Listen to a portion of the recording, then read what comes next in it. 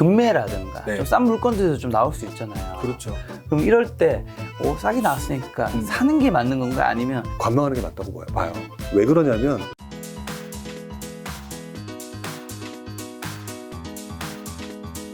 사실 우리나라에서 근데 집값 오른 것 중에 하나로 네. 전세의 갭 투자 네. 또 되게 컸던 거잖아요. 그렇죠. 이거 뭐 좋게 보는 시선도 있고 나쁘게 보는 시선도 있지만 어쨌든 많은 사람들이 제 네. 주변에서 듣는 분들이 많기 때문에 요거 한번 이제 짚고 넘어가면 네. 전세 갭 투자 성공의 요건은 좀 어떤 게 있을까요? 결국에는 전세 가격이 상승하는 시기를 알아야 되겠죠. 그렇죠. 전세 가격이 상승하는 시기. 그 전세 가격이 상승하는 시기를 먼저 시장의 사이클 중에서 네. 어느 시점에 가장 많이 전세 가격이 오를까를 찾는 게 제일 중요할 것 같은데 사실상 제일 많이 전세 가격이 오르는 시점은 아무래도 침체기예요. 침체기, 회복기, 회복 준비기 이 3개 구간에서 많이 발생을 하는 것 같아요. 네. 왜냐하면 아까 침체기 때 집을 안 산다고 말씀을 드렸잖아요. 그렇죠. 그러니까 공급이 줄어들기 시작해요. 네. 기업들 입장에서는 집 지을 이유가 없잖아요. 그러면 이제 그 기간을 두고 뭐 침체기, 회복 준비기 뭐 이런 기간 동안에 계속 공급은 줄어들거든요. 네. 근데 공급은 줄어드는데 나와 있는 공급 물량들은 별로 없고 그리고 사람들은 전세로 들어가려고만 하고 네. 그러면 전세 수요는 늘고 그러니까 이때부터 전세 가격이 올라가기 시작하는 거죠. 그렇기 때문에 저는 갭 투자가 정말 좋은 시기 사이클로 보게 되면은 회복 준비기에서 회복기 이 사이가 전세 가격이 뚜렷하게 올라가기 때문에 네. 이때는 전세 갭 투자를 많이 한다라고 생각을 하고 있고요. 그 다음에 또 재밌는 현상 중에 하나가 뭐냐면 규제를 많이 해도 집이 공급이 줄어들면서 전세 가격이 올라가는 현상이 발생되기도 해요. 그래서 이번 장 바로 1, 2년 전에도 네. 전세 가격이 좀 많이 올랐었죠. 물론 이제 이번 장의 가장 큰 요인 중에 하나가 임대차상법이기 때문에 그것 때문이라고 확실하게 말할 수는 없겠지만 중요한 거는 임대차상법이라는 게 나타나기 전에도 공급이 대출 규제를 하고 또는 예를 들어서 그 집을 지을 때 재건축 못하게 하고 이런 것들이 있었잖아요. 그러니까 서울의 공급이 부족해지고 이런데 서울에 살고 싶은 사람 많고 맞죠. 전세도 역시 서울에 살고 싶고 그러니까 전세 가격이 올라갈 수밖에 없었던 거죠. 네. 그래서 전세 갭 투자라고 말하는 이 부분은 전세 가격이 언제 올라가느냐. 물론 이제 제가 가장 큰 틀로 두 가지를 말씀을 드렸지만 그 밖에도 다양한 현상으로 나타날 수 있잖아요. 그렇기 때문에 저는 전세 가격이 올라가는 상황에 지금 이 사이클상의 두 사이클을 기본으로 기억을 하고 있어야 되고 나머지 이제 상황에 따라서 전세 가격이 올라가는 걸 보게 되면 전세 갭 투자를 하는데 조금 도움은 되겠죠. 그리고 전세 갭 투자에 대해서 좀 여러분들이 되게 부정적인 생각을 가지고 계신데요. 투자를 안 하거나 이제 속상하신 분들 입장에서 그게 말이 맞다고 보는데 이거 좀 더 정확히 말하면 레버리지 투자예요. 레버리지 투자를 가지고 갭 투자라고 했던 부분을 가지고 얘기하게 되면 분명히 누군가는 전세입자들의 등을 쳐먹는다. 뭐 이렇게 극단적으로 가시는 경우도 있는데 네네네. 사실상 자본주의 사회에서 나타나는 레버리지 투자는 다양한 방식으로 나타나는 거에 어떤 부동산 시장에서 나타나는 하나의 특징 네네. 정도로 보시는 게 좀 맞지 않을까 싶기도 해요. 자, 그럼 전세 갭 투자 혹시라도 좀 주의사항 있을 네. 것 같은데 좀 어떤 걸 좀 주의해야 될까요? 전세 갭 투자를 하다 보면은요, 사람들이 전세 갭 투자를 하는 분들 뿐만 아니라 거의 모든 사람들이 무슨 생각을 하게 되냐면은요, 네. 돈을 벌어야 되는데 돈이 없다. 이런 분들이 투자를 하시잖아요. 네. 그렇기 때문에 이분들이 원하는 가장 바라는 투자는 소액 투자예요. 자, 그러다 보니까 매매 전세 갭이 붙어 있는 얼마 대상을 안 되는 걸로. 찾으려고 하는데 이게 순서가 바뀐 거예요. 매매 전세 갭이 붙어 있으니까 예를 들어서 뭐 요즘의 분위기는 아니지만 예를 들면 뭐 500만 원으로 투자할 수 있다. 또는 3천만 원으로 투자할 수 있다. 그럼 당신은 무엇을 하시겠습니까? 라고 얘기를 하게 되면 네. 500만 원 넣고 투자하는 걸 원한다는 거죠. 그렇죠, 그렇죠. 그게 일반적인 사람들의 심리거든요. 근데 이거를 바꿔놓고 한번 얘기를 해볼게요. 500만 원을 투자하는 데는 예를 들어서 경기도 외곽이에요. 그리고 예를 들어서 3천만 원의 갭을 끼고 투자할 수 있는 데는 물론 지금은 아니지만 서울의 외곽이긴 하지만 나름대로 교통 좋은 데서 3천만 원 투자할 수 있다. 이렇게 되면 조금 생각이 달라지실 거예요. 달라지죠. 예, 왜 그러냐? 그만큼 뭐냐면 입지가 그만큼 중요해요. 그러니까 자꾸 소액 갭을 찾아서 움직이게 되면 소액 갭이라고 그러니까 전세 가격이 올라가는 시기는 입지가 좋은 곳이든 나쁜 곳이든 같이 올라가기 때문에 근데 문제는 입지가 좋은 곳은 매매 가격이 높잖아요. 그렇죠. 그래서 어쩔 수 없이 매매 전세 갭이 벌어져 버려요.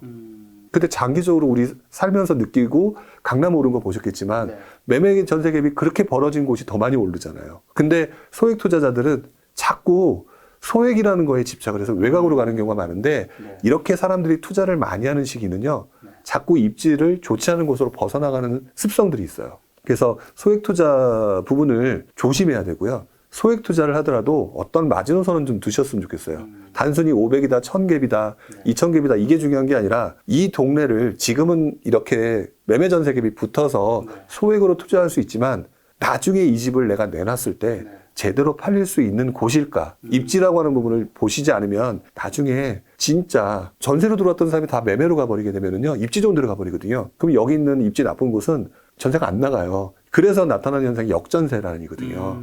이때 이제 또 이제 여러 개 하셨던 분들은 돈 못 갚아서 난리가 나는 거고, 그래서 저는 전세 갭 투자를 하는 데 있어서 좀 조심해야 될 부분이 있다면 첫 번째, 소액 갭을 무조건 따르지 마라. 소액 갭을 따르더라도 최소한 어느 정도 선까지의 입지를 나름대로 생각하셔야 되지, 나중에 물리는 사람들을 자세히 보시게 되면 다 너무 알고 보니까 소액으로 들어갔는데 너무 입지가 안 좋아서 역전세란 나서 나중에 그거 못 갚아가지고 망가졌다. 이런 사람들이 공통적으로 나타나는 현상들이에요.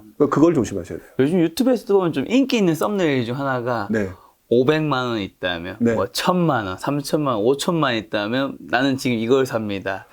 저 그거 되게 불만 많아요. 저 개인적으로. 이런 질문이 들어가면 이제 답변 오는 건데, 그 영상을 보시는 분들도 이제 소액에 너무 초점을 맞추는 건데, 그게 그렇죠. 아니라 소액을 산다 하더라도 이제 입지를 먼저 보고 거기서 이제 금액을 이제 보는 게. 그러니까 저도 사실 유튜브를 한단 말이에요. 네네. 그래서 그 썸네일의 욕에 굉장히 저도 빠져들기는 해요. 근데 정말 답답한 부분 중에 하나가 뭐냐면 500이면 또는 5000이면 여기 삽니다라고 하는 표현이 있잖아요. 그게 5000이면 여기 삽니다라고 하는 표현이 저는 또 사이클 상황에 따라서 틀리다고 보는데, 그렇죠. 지금 워낙 많은 사람들이 사서 집값들이 많이 올랐잖아요. 그래서 지금 기본적으로 5000 또는 4000, 3000 이렇게 사는 동네가 다 까놓고 보게 되면 입지들이 다 별로 안 좋은 곳이에요. 그러면 사는 거는 괜찮아요. 근데 여기서 그 영상에서 그러니까 지금 제가 말씀드렸던 것처럼 이런 부분을 조심해야 됩니다라고 하는 부분을 말씀을 같이 해주신다면 그래도 판단하기 좋을 텐데, 이 내용이 빠져버리면 거기 들어갔다가 물려버리는 사람들이 많아질 수 있다는 차원에서 그 부분은 조금 신경을 쓰고 조심해야 된다라고 말씀을 드리고 싶어요. 아마 그런 걸 이제 조금 조심스러워해서 거의 모든 재테크 채널에서 그 영상 처음이든 마지막에 투자의 책임은 개인에게 맞아요. 있다라는 그런 문장을 적는 것 같은데, 어쨌든 대표님 말씀대로 이제 그런 걸 우리가 좀 주의해야 된다. 네, 그러니까 지금 이 영상에서 지금 말씀드렸던 것처럼 투자의 책임이 본인이 있기 때문에 지금 이렇게 남들 쫓아서 막 들어가는 거, 그게 본인의 경험 없고 그 공부가 없다면 이렇게 착각하고 들어가시는 경우가 있을 수 있으니까 진짜 조심하셔야 돼요. 근데 또 저는 유튜버라는 직업을 가지고 있기 때문에 그 유튜버 입장에서 한 번만 말씀을 드리면 이게 썸네일이 정말 중요하다 느끼는 게, 저는 썸네일을 항상 최소 3개에서 5개를 만들거든요. 영상 1개를 만들면. 그러니까 이게 영상을 찍고 나서 썸네일을 만들어서 올리고 왔는데 조회수가 잘 안 나오면 바꾸는 게 아니라 처음부터 5개를 만들어요. 그 썸네일 조회수 이제 영상을 올렸을 때 제가 기대하는 조회수가 있잖아요. 평균 조회수. 그게 안 나오면 이제 계속 바꾼단 말이에요. 근데 진짜 심하면 어떤 경우는 같은 영상에 그런데도 썸네일 그 조회수 그래프가 이렇게 바뀌어요. 맞아요. 그러니까 저도 지금 말은 이렇게 했잖아요. 솔직히 고백하건데 얼마 전에도 저도 썸네일 자극적으로 올린 적 있습니다. 있기 때문에 저도 그 말씀을 그거에 불만 많다라고 하지만 저도 이제 흔히 말하는 시대의 흐름에 따라가고 있는 거죠. 단 한 가지 지금 제가 말씀드렸던 것이, 이 내용이 겉다르고 속다른 사람의 얘기라고 생각하지 말고 그런 상황을 이해하시면서 그 뒤에 있는 문제점 이런 것들도 같이 좀 이해하셨으면 좋겠어요. 시청자분들도 그런 부분에서 좀 조심하면 더 좋을 것 같다 말씀해 주셨습니다. 자, 그럼 앞으로 소형, 중형, 대형 평수 어디가 좀 더 유리할까요? 큰 흐름으로 보게 되면 답은 드릴 수 있을 것 같은데 한 가지 제 눈에 요즘에 좀 띄고 있는 게 있어서 그 부분까지 좀 말씀을 좀 드려야 될 것 같아요. 일단 많은 분들이 대형, 중형, 소형 얘기하기 전에 똘똘한 한 채라고 하는 그런 내용들을 아마 알고 계실 거예요. 근데 똘똘한 한 채가 지난 장에도 유행했던 시기가 있었고요. 이번 장에도 유행하는 시기가 있거든요.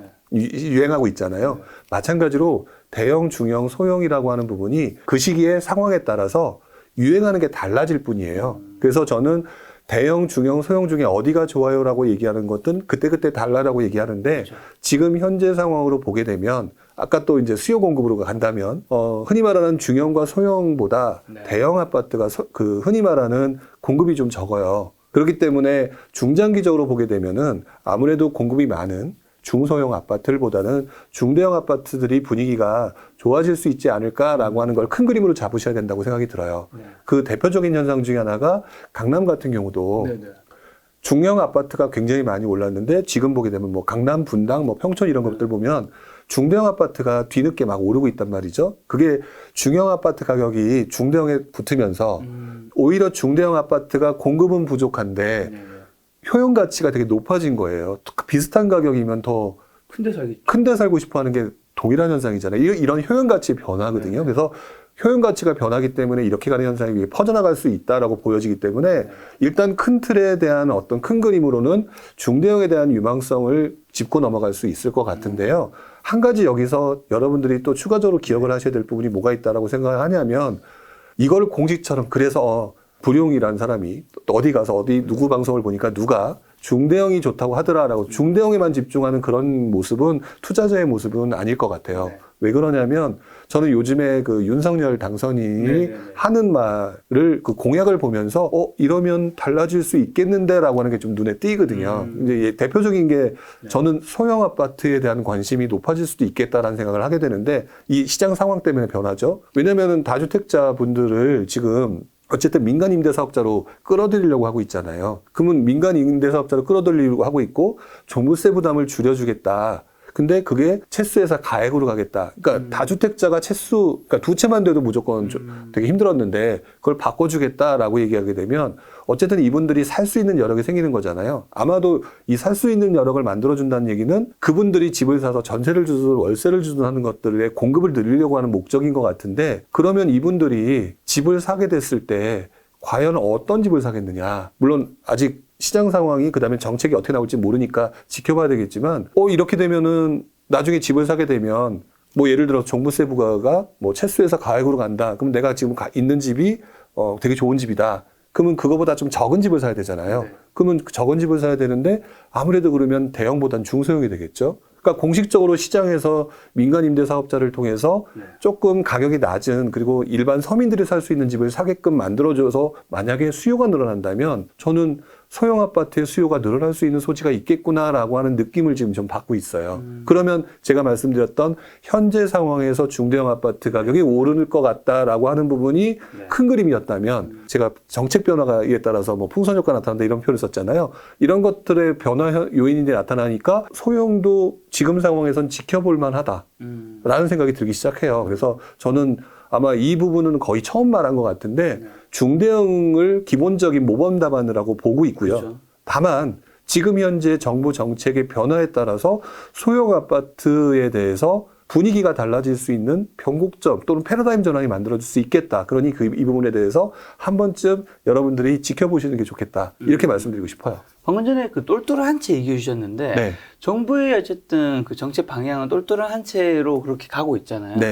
이 똘똘한 한 채 분위기는 지금도 그리고 미래에도 계속 유효할까요? 제가 생각했을 때는 앞으로도 이거는 뭐 언제까지인지는 알 수는 없겠지만 굉장히 장기적으로 좀 유효할 것 같아요. 아니요, 저는 그렇게 생각하지 않아요. 아, 그런가요? 네, 왜 그러냐면 저 역시도 저는 그 90년대 후반부터 투자를 했었잖아요. 그때는 이제 아무것도 모를 때.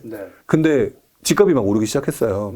집값이 오르기 시작하니까 정부가 집을 사지 말게 규제를 했죠. 그렇죠. 그때도 다주택자 규제였거든요. 그러다 보니까 그때 나타났던 현상이 똘똘한 한 채라는 패러다임 전환이었어요. 그러니까 그 이전까지는 똘똘한 한 채라는 얘기가 없었어요. 그러다 똘똘한 한 채가 왜 규제가 생기니까 이왕이면 규제 생기면 여러 채를 못 사니까 입지가 좋은 곳 사야겠구나. 그렇게 되면서 똘똘한 한 채가 대세가 됐고 많은 사람들이 동의를 했던 거거든요. 그런데요, 시장이 바뀌면서 지난 그 똘똘한 한 채가 유행했던 게 2008년 이제 금융위기 이후로 바뀌면서요. 다시 다주택자가 되면서 소형 아파트가 다시 유행하기 시작했어요. 근데 그때 시장 상황을 보게 되면은요. 2008년도까지 굉장히 많이 올랐는데 중형 아파트, 중대형 아파트가 올랐어요. 근데 소형 아파트가 많이 오르니까 상대적으로 가격이 싼 거예요. 그러니까 소형 아파트가 올랐고요. 그때는 이제 규제를 안 하기 시작했잖아요. 규제가 풀리기 시작했으니까 사람들이 규제가 풀리니까 또 이제 그걸로 전세갭 투자하는 사람도 늘어났고 이러면서 아무래도 가격이 싼 아파트를 전세갭 붙어 있는 소형 아파트에 투자 심리가 늘어났던 거거든요. 그래서 똘똘한 한 채에서 갑자기 침체장이 오면서 소형 아파트들이 유행하는 장이 오는 그런 시장이 왔었어요. 그리고 다시 이번에 규제 오면서 똘똘한 한 채로. 결국 시장 상황이 집값의 불안 그리고 집값의 오름을 막기 위해서 나오는 정책 변화에 따라서 똘똘한 한 채라고 하는 우리가 지금 아주 굳건히 믿고 있는 이 패러다임이 계속해서 바뀌고 있었다. 계속 바뀌고 있군요. 예, 바뀌고 있었다. 그렇기 때문에 이 똘똘한 한 채가 모든 것이 앞으로도 이렇게 될 것이다라고 보기는 좀 어려울 것 같고요. 다만 난 이렇게 투자하고 뭐하고 이런 거 필요 없고 뭐 여유도 있고 그런데 강남 같은 데 들어가서 그냥 편하게 그러고 싶다라고 하는 사람한테는 장기적으로는 우상향인데 좋은 게 오르잖아요. 그러니까 장기적으로 보시는 분한테는 똘똘한 한 채라는 패러다임으로서 강남이라고 하는 지역 또는 서울의 중심부 이런 걸 보는 관점으로는 좋은데 투자자 관점으로 보게 되면 계속 바뀌어요. 그렇기 때문에 똘똘한 채만 보실 필요는 없다. 이렇게 말씀을 드리고 싶어요. 어떻게 보면 비슷한 질문일 수 있을 수 있는 게 네. 조금 답변이 다를 수 있다고 말씀해 주신 것 같은 게 네. 똘똘한 한 채는 시장의 상황에 따라서 바뀔 수 있는데 네. 보통 우리가 똘똘한 한 채라고 하면 딱 떠오르는 지역이 사실 강남이긴 하잖아요. 네. 강남 집값은 또 시장상 관계없이도 계속해서 우상향하면서 좋게 오를 것이다라고 보시는 건가요? 네. 그 장기라고 하는 부분을 본인이 어떻게 생각하시냐의 문제인데 네. 저는 10년 이상 장기예요. 제가 말씀드리는 거는. 그렇게 봤었을 때는 뭐 강남에 있는 아파트가 2008년, 2009년, 그다음에 2010년, 11년 이때 떨어졌느냐 안 떨어졌느냐 떨어졌거든요.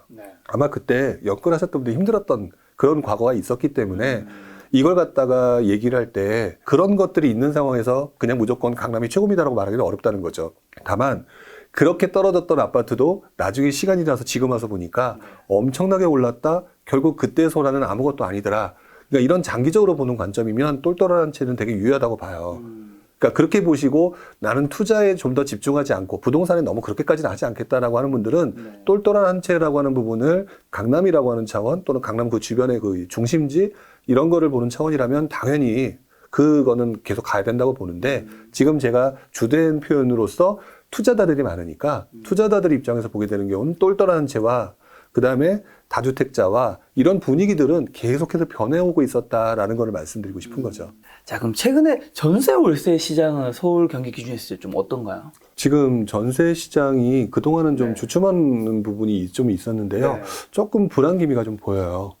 불안기미가 좀 보이는 게 지금 일단 좀 전세 가격은 그렇지 않다라고 보여지는데 월세가 최근에 엄청 오르고 있다. 많이 올랐잖아요. 많이 올랐던 게 그게 저는 이제 기본적으로 이제 세금 규제 부분들이 좀 영향을 좀 미쳤다라고 보여지고요. 그리고 이제 제가 걱정되는 부분은 지금 이 상황보다 지금 올해 7월, 8월 달 이후에 그 계약갱신 청구권 부분인 것 같아요. 지금 시장 자체는 아직까지는 그 정부의 규제가 좀 어느 정도 먹혀서 월세 부분이 오르고는 있지만 그냥 시장 자체에 굉장히 크게 눈에 나타나는 건 없어 보이는데 저는 올 7월, 8월 달 이후에 4년간 그동안 그 좀 싸게 했던 그 물건들이 지금 시장에 나올 때 어떻게 될까라고 하게 되면 조금 고민스럽다. 그러니까 그렇기 때문에 저는 전세 시장과 월세 시장의 불안도가 올 하반기에 좀 높아질 수 있겠다라고 보여져요. 그래서 지금 저는 지금 윤석열 정부가 지금 계속 내놓는 정책들을 자세히 보게 되면은 다 공급 확대예요. 지금 보면은 그게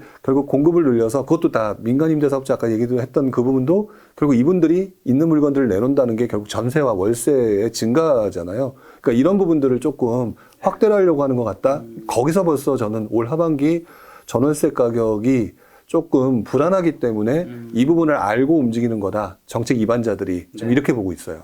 자, 이제 서울 경기 점검을 다 했으면 이제 5대 강력시 부산, 대구, 강주, 울산, 대전. 근데 올해 좀 어떻게 보시는지. 일단은 지금 현재 지방권은요. 지방권 같은 경우는 이제 서로 생각하시는 게 다르긴 하겠지만 이제 제가 그중에 의견으로만 말씀을 드리면 일단 광역시급들 중에서 조금 진폭이 되게 심해요. 현재 상황을 보게 되면 뭐 예를 들면은 지금 가장 분위기가 안 좋은 곳 그러면은 대구. 그다음에 세종, 그다음에 대전이거든요.